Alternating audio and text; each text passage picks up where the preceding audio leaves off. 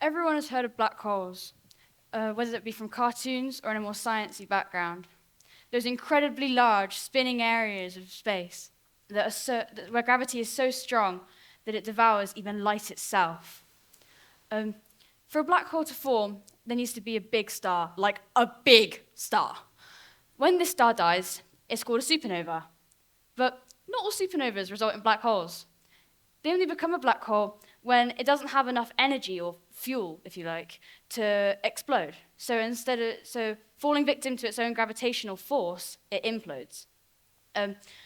Any of you now terrified that our own star, the sun, might be going the same way? Don't worry, it's just too small. Like in a video game where you have to be a certain level to achieve certain abilities, our sun is just permanently stuck on level 1. I know this. Sorry. Can I quickly look at my notes or something?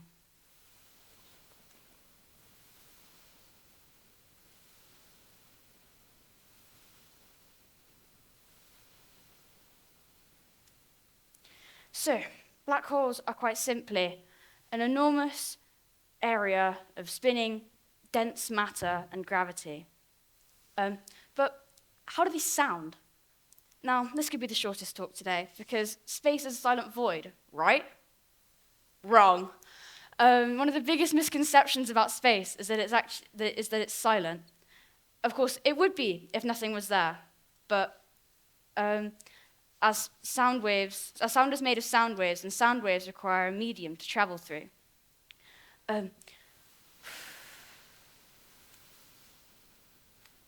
Astronomers have discovered sound in various parts of space, including giant gas clouds, the surface of our sun, and most interestingly for me, in the disks that surround supermassive black holes.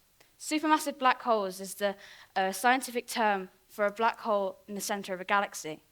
This includes the black hole in the galaxy Perseus A, where every few hundred years it goes on a feeding frenzy, ejecting particles outwards, creating a domino effect. Particles bump into other particles, generating a series of sound tsunamis, 1,000 light years in width, and playing notes lower than anything our ears can even pick up, despite the output being 10 million times the power of our sun.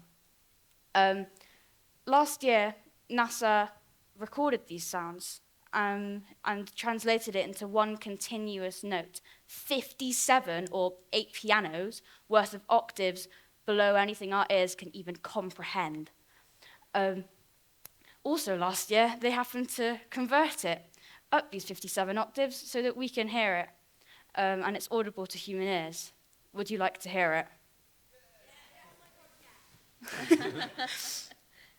If I quickly get the technical difficulties sorted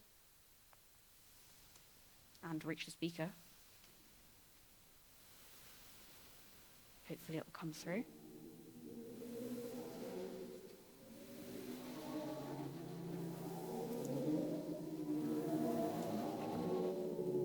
Spooky. Thank you for listening. Wonderful, wonderful, wonderful. Our last FameLab contestant. Thank you very much, Tessie. Let's go to the judges for some questions. Chris, I know you love space. I do.